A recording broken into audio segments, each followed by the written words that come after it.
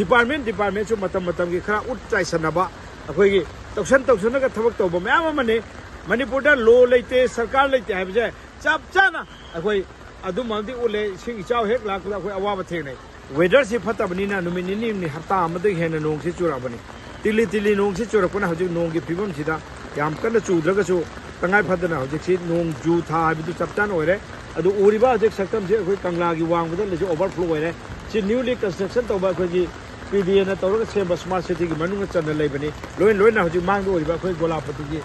area से हजिक leakage ओइरे whole ओइरे ले number 8 से याम चाउनने मसे अरुब फिबम दने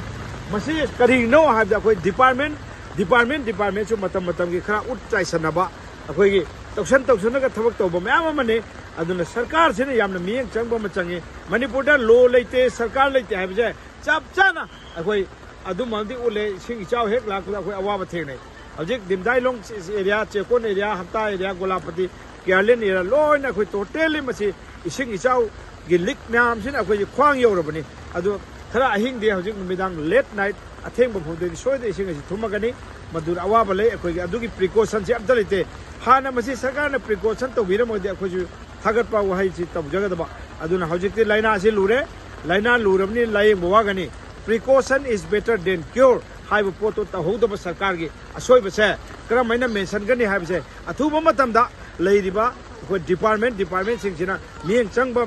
चंगी कराय होरी है हजिक टोटली हजिक प्रजा मैम से तौफम खंगदब लेबाक लेते हजिक लेबाक वॉलंटियर मैम ना हजिक लेबाक मेंसे